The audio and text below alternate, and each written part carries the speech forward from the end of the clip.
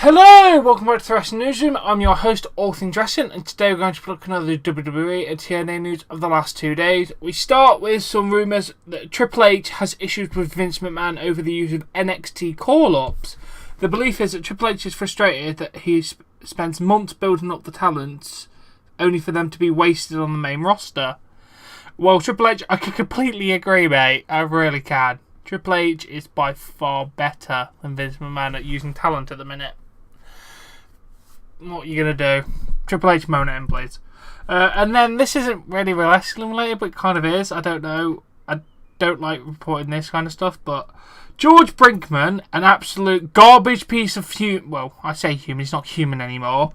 A mass murder suspect in Ohio, has been shown in various media outlets wearing a Steve Austin Raise Hell Leave t-shirt.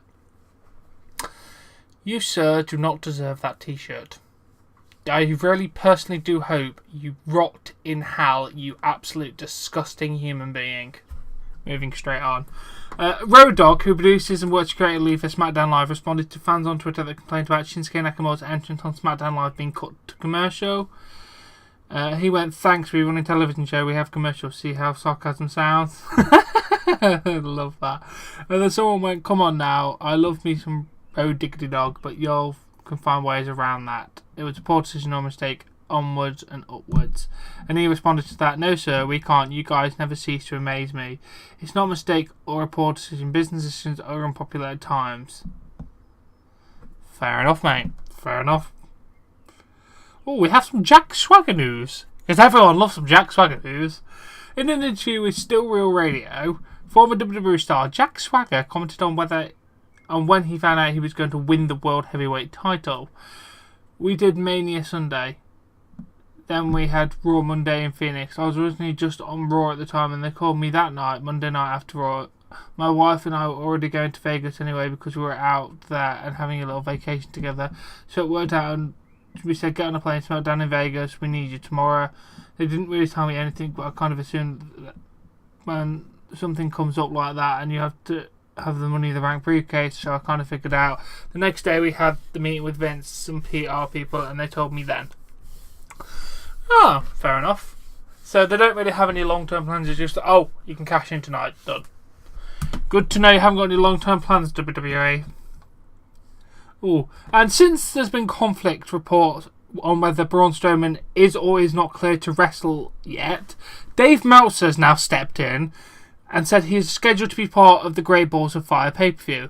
While it's unknown if Strowman will face Roman Reigns at the pay-per-view, Strowman is reportedly still scheduled to face Reigns one more time prior to Strowman having a match with Brock Lesnar. So, thank you, Dave Meltzer, for actually telling us some sense, please, mate. God, these Japanese fanboys. Moving straight on. Sorry, Dave. Please don't kill me. More Fozzy tour dates have been announced for late October and early November in Europe, which means that Chris Jericho will not be on WWE television during that period. The band only has one more date this month, the 24th of June, and then is off till October the 27th. Wow. Well, that's good and bad news for just Jericho fans, but really good news for Fozzy fans, to be fair. Well, good. Your band's great. And apparently, someone edited the Wikipedia article and wrote that the cowboy Bob Orton has passed away. And there's been much panic about this. This is obviously not the case. Bob Orton is alive and well. He's still scheduled to attend the Money in the Bank pay-per-view this Sunday. Bill Apter got Bob Orton on the phone yesterday to confirm that he still is in fact alive. So that's good news for Bob Orton fans. Ooh. According to an article on independent.co.uk, another paper, because they're all bloody great, WWE considering London as a possible location for future WrestleManias. Yes, please, God damn, yes, please. I could go. I could actually go.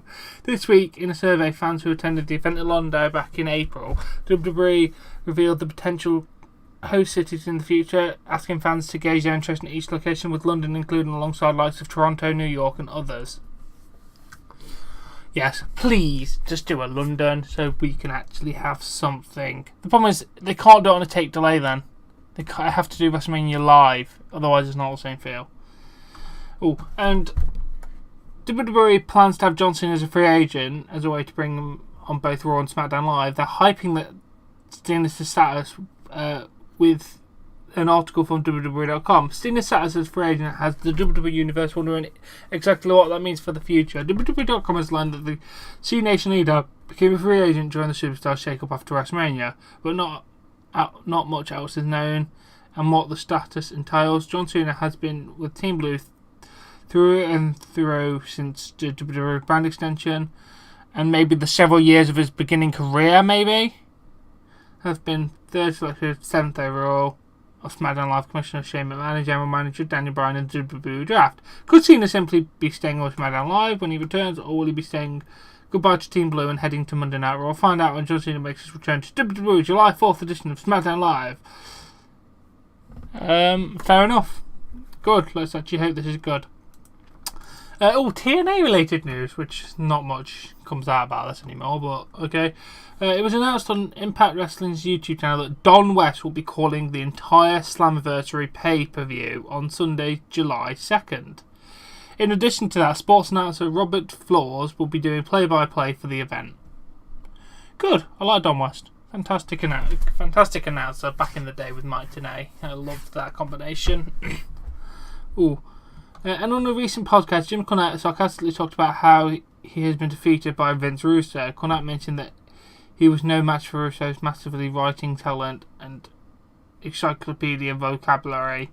He also said that he has a gift for Russo and it's going to be a surprise. You deserve this and you're going to get exactly what you deserve. Oh, Cornette, just let the shit go now, man. Come on. I don't know if Kurt Hawkins will be returning now, because he is now a father. He has posted the following to Instagram saying, "I'm going to watch you shine, I'm going to watch you grow, I'm going to watch you print a sign, and you'll always know, as long as 1 and 1 is 2, there can never be a father who loves his daughter more than I love you." 6, 14, 17, which is basically 14, 6, 17. Well, that's very lovely, Kurt Hawkins. I'm happy for you, man. Best of luck in your new fatherhood. And speaking of happy news, WWE former star John Morrison, Johnny Mundo and Lucha Underground is engaged to indie wrestler Taya Valerie? I don't know. He just posted a picture on Twitter with her with a ring on saying she said yes. They look so happy. Congratulations to the happy couple. Ooh. And with Randy Orton taking time off from live events, Shinsuke Nakamura has been advertised to face Jinder Mahal in the upcoming WWE shows later in June. One of these events is in Everett, WA on June 25th. Okay, that's interesting. Regarding the SummerSlam announcement for Monday Night Raw, Roman Reigns noted that not everyone's going to like it. He wrote, "Not everyone's going to like what I have to say, but you don't want to miss it. My yard, my rules, Raw, born to reign." I'm intrigued, mate. I really am intrigued. Ooh. Lorna talked to USA Today about her new character on the SmackDown Live brand. On the character, "I'm still the same Ravishing Robin that you'll always know. It's funny to me that I hear people say it's a new character. I embody ravishing. I come out in the most ravishing dress. I have a ravishing accent. I have ravishing people's hearts. I was managing Route 7 wearing the suit because if you manage someone or an agent in real life, you're going to wear a suit to work. Right. I'm a focal point. I'm one of the most compete. If people know anything about Russians, they do anything really over the top. We wear high heels everywhere. We show up in the most extravagant outfits. I'm just embodying how I was raised and what I was growing up in. Some people might think we're just think we're ravishing. I'm the same woman. I'm just going to be crushing people myself." And on her in-ring journey, I'm really excited to show you about my in-ring journey because I've been training a lot over the last year. It wasn't always a skip in the pot, but I was just so hungry to learn. My past is very, very different than other performers, but I'm a strong believer in follow your own path no matter what people think. Good on you, Lana. I do like you. So, good job. Ooh. And regarding Marty Bennett and Maria returning to WWE, there's reports that the duo will be at SmackDown Live crew over the weekend. It could possibly be appearing at the Money in the Bank pay-per-view. If they do not appear over the weekend, they expect they'll debut on next week's SmackDown Live. Good, I want to see them. Ring Rust Radio had an interview with Scott Steiner, commented on why he left TNA back in 2012.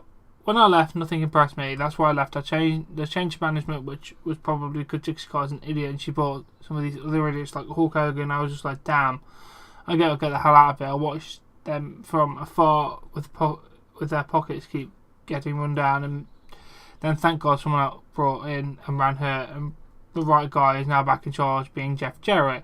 That's basically who started with before when Jeff started Impact Wrestling. I definitely wanted to come back and work for the organisation again. I'm not a big Scott Steiner fan, but I can agree with you, Dixie Carter was not the best management. And our last story, Sean Waltman had a podcast with EC3 and commented on a potential WWE return. It's definitely a thought I have now that I've accomplished a lot and kind of my name for myself, and to be frankly honest, I have a lot left to accomplish. I believe that I have a lot to prove there, WWE, that I never had a chance to do or didn't deserve at the time, but I've learnt a lot about myself and know myself now, and it's definitely on my mind, but it's not something I can focus on my commitments or with Impact. And he's commented on his departure from WWE. I got hurt on road, I believe it was Saturday night main event match with Cesaro, and I got kinda hurt. I had surgery and rehab and went back to developmental to at least work on my skills or do whatever to get back on the radar. Instead I got fired. But it's okay, it's a lesson to learn and inspire me to work even harder. Okay. Fair enough. Anyway, that was the news. It weren't too bad. I'm trying to think of a title from out the stories. I don't know, I'll think of something. But yeah, this has been a nice, fun little news episode. If you have enjoyed this video, please give it a like. Please support me on Patreon. Link in the description below. Subscribe to see more content, and I'll catch you later.